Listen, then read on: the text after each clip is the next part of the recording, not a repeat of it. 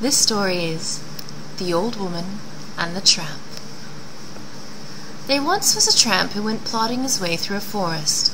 The distance between the houses was so great he had little hope of finding shelter before the night set in. But all of a sudden he saw some lights between the trees. He then discovered a cottage where there was a fire burning on the hearth. How nice it would be to roast oneself before that fire and get a bite of something, he thought, and so he dragged himself toward the cottage. Just then an old woman came toward him. "Good evening, and well met," said the tramp. "Good evening," said the woman. "Where'd you come from?" "South of the sun and east of the moon, and now I'm on my way home again, for I have been all over the world with the exception of this parish," he said. "You must be a great traveller then," said the woman. "What may be your business here?" "Oh, I want shelter for the night," he said. "I thought as much," said the woman. "But you may as well get away from here at once. My husband is not at home, and my place is not an inn," she said. "My good woman," said the tramp, "you must not be so cross and hard-hearted, for we are both human beings, and should help one another. It's written." "Help one another? Help! Did you ever hear such a thing? Will you help me, do you think? I haven't got a morsel in the house. Nope, you'll have to look for quarters elsewhere," she said. But the tramp was like the rest of his kind. He did not consider himself beaten at the first rebuff. Although the woman grumbled and complained as much as she could, he was just as persistent as ever, and went on begging and praying like a starved dog until at last she gave in, and he got permission to lie on the floor for the night. That was very kind, he thought, and he thanked her for it. "Better on the floor without sleep than suffer cold in the forest deep," he said. For he was a merry fellow, this tramp, and was always ready with a rhyme. When he came into the room, he could see that the woman was not so badly off as she had pretended, but she was greedy and stingy of the worst sort, and was always complaining and grumbling, this woman. He now made himself very agreeable, of course, and asked her with his most insinuating manner for something to eat. "Where am I to get it from?" said the woman. "I haven't tasted a morsel myself the whole day." But the tramp was a cunning fellow, he was. "Poor old granny, you must be starving," he said. Well, I suppose I shall have to ask you to have something with me then." "Have something with you?" said the woman. "You don't look like you could ask anyone to have anything. What have you got to offer, I should like to know?" "He who far and wide does roam sees many things not known at home, and he who many things has seen has wits about him, and senses keen. Better dead than this," one said. "Lend me a pot, granny." The old woman now became very inquisitive, as you may guess, and so she left him a pot. He filled it with water and put it on the fire, and then he blew with all his might till the fire was burning ferociously all around it. Then he took a 4-inch nail from his pocket, turned it 3 times, put it into the pot. The woman stared with all his might. "What's this going to be?" she asked. "Nail broth," said the tramp. The woman had seen and heard a good deal in her time, but that anybody could make broth with a nail, well, she'd never heard of the like before. "That's something for poor people to know," she said. "I should like to learn how to make it." "That which is not worth having will always go a-begging," said the tramp. "But if she wanted to learn how to make it, she'd only need to watch him," he said, and went on stirring the broth. The old woman squatted on the ground, her hands clasped her knees and her eyes following his hand as he stirred the broth. "This generally makes good broth, but this time it was very likely to be rather thin, for I have been making broth the whole week with the same nail.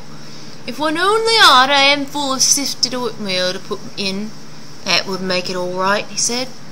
"But what one has to go without is no use thinking more about," and so he stirred the broth again.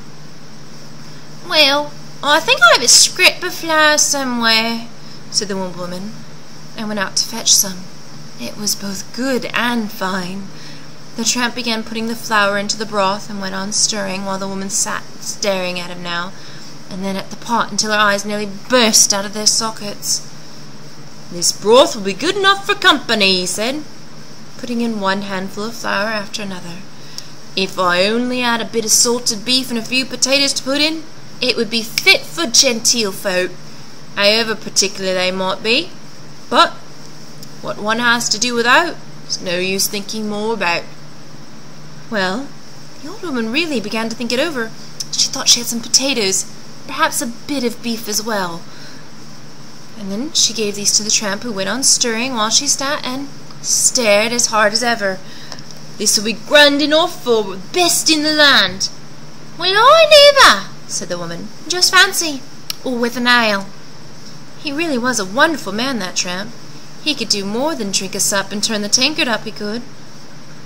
"If one only had a little barley and a drop of milk, he could ask the king himself to have some of it. For this is what he has every blessed evening. That I know for I have been in service under the king's cook."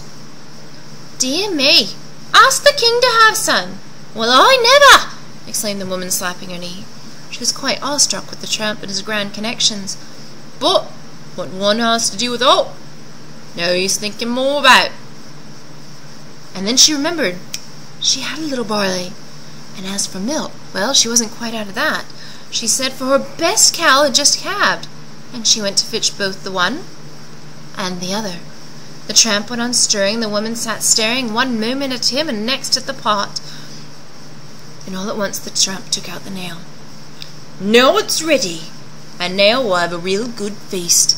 But to this kind of soup the king and queen always take a dram or two, and one sandwich at least, and then they always have a cloth on the table when they eat.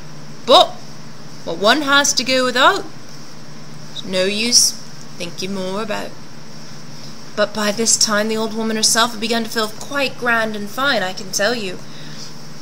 And if that was all that was wanted to make it just as the king had it, she thought it would be nice to have it just the same, for once, and play at being the queen with the king, with the tramp.